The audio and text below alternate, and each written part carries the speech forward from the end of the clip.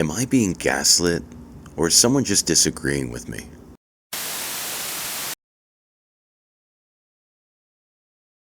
These days, that question gets asked more often than ever. A word that's being thrown around a lot lately is gaslight, or gaslighting.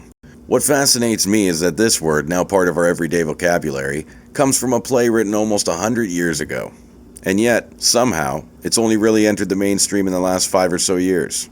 So here's my question.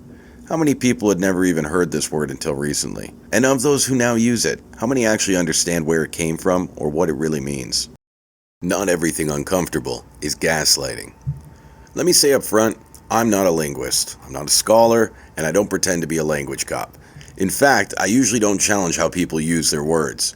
If the context is clear, I get it.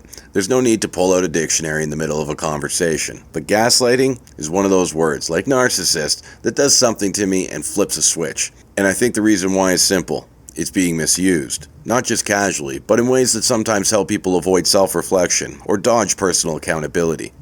The term gaslighting comes from a 1938 play called Gaslight. The story centers around a man who manipulates his wife into believing she's going insane. He does this by making subtle changes, like moving her belongings, dimming the lights, and then denying it happened, all while calmly insisting she's imagining things. Over time, his deception breaks down her trust of her own memory, and eventually her entire sense of reality. By the end of the play, she believes she's guilty of something she never did.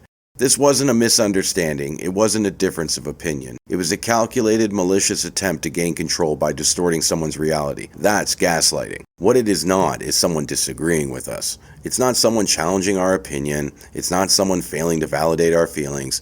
It's not even someone just being dismissive. Unless it's part of a pattern, repeated and intentional, designed to make us question our own perception of reality. I don't believe it's gaslighting. And here's why this matters to me personally. Words are powerful. While they can be inert, just sounds or symbols, they can also carry tremendous weight. That's the beauty of language. But when we start tossing around buzzwords like gaslighting for anything that makes us uncomfortable, we lose something. We skip over the deeper reflection that could actually help us grow. And trust me, I've been there. I don't like it when someone tells me what I think or how I feel is wrong. It brings up all sorts of stuff, internal voices, old patterns, that fight or flight stuff. But what's helped me, and what I'm still learning, is this. I can't control what other people say. I can choose how I respond, and I'll take responsibility and accountability for my own emotional journey. Gaslighting is real, but not everything is gaslighting. So, does gaslighting exist? Yes, absolutely. In plays, in movies, and sometimes in real life, but not nearly as often or as casually as some seem to use the word today.